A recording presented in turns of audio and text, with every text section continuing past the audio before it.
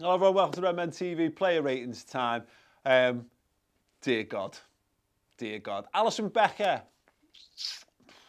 8, 9. He didn't have that one massive telling moment. I'd be interested to know your thoughts, and you can let me know in the comments whether this is worthy of turning an 8 into a 9. I don't know.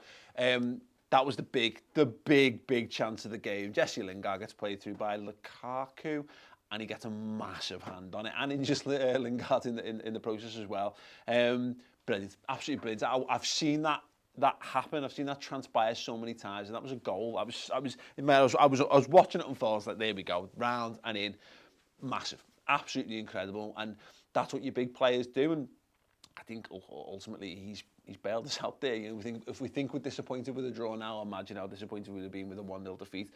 So I'm going to give him an 8. But do you think that one moment is enough to kick it on? Let me know in the comments. Right back, Milner, 6. Did what Milner does. He got up and down, and his crossing was poor, to be perfectly honest. And that's a shame because it's such a big feature of his game. You know, think about how many assists he picked up, particularly in Europe last season. He is very good in those positions. I feel like we need a Trent, and I also feel like if Trent hadn't had to play against Bayern Munich, he almost certainly would have played in this game by all accounts. Not fit enough to play 2 games in a week just yet, given the spell he's had on the sidelines. But we did miss him today. Centre backs, Matip, sound. I mean, he sticks the ball in the back of the net, but it's fine because it didn't count. That one amazing slalom and run through the middle under the area, I don't even think he got booked for it. He should have done. 7 for Matip. Yeah, I think same for Virgil van Dijk as well. What I'd really like, though, is one of our centre-halves to score from a set-piece, from a corner. Wouldn't that be lovely? The huge fellas, Matip especially, gets his head on a lot of stuff. A little bit disappointed in that regard, but no, I'll give them both a 7 because ultimately, you know, clean sheet. Andy Robbo, I'll go with a 7. I don't think... I think Sean put one really good cross in that they totally panicked about. I think we got a corner out of it. I'm not sure that... I think a 6 or a 7, if I'm perfectly honest. I don't think him having his gameplay limited was necessarily his fault. I feel like it was a game plan to push Milner on as the more advanced of the fullbacks.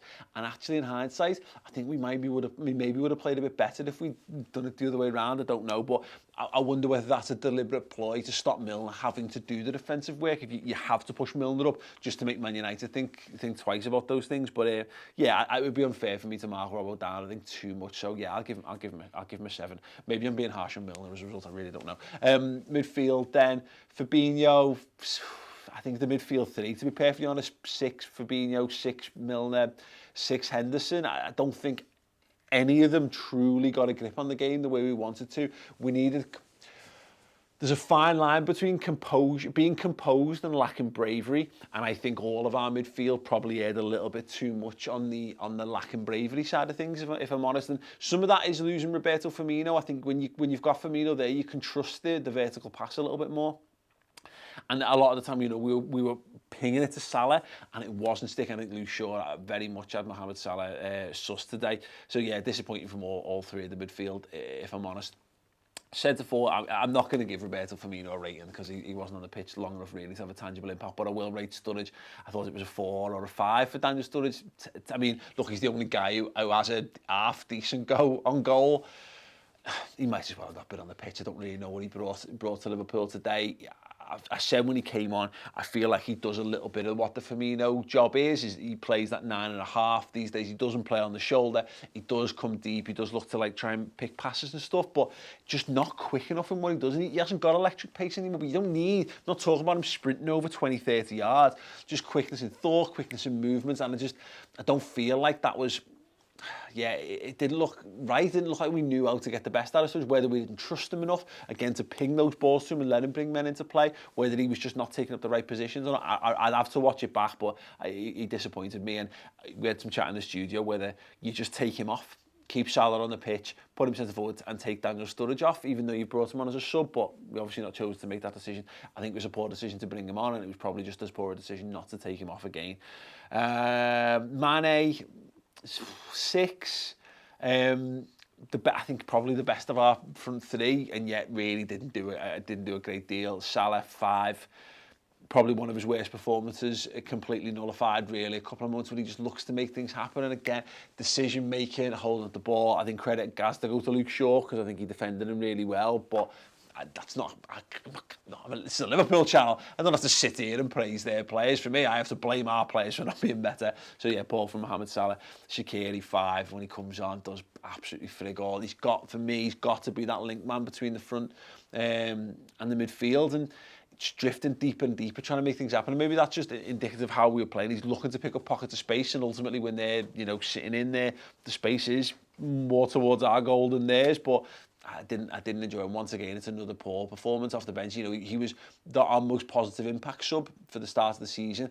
I'm not really seeing anything from Shaqiri. He needs to get his season back on track, really. And I know he's not played a lot of football. He has been injured, and there was talk of him not being fully fit for Bayern. He'd only just had the one training session Klopp mentioned. But he's had a couple now, and yeah, that disappointing from him.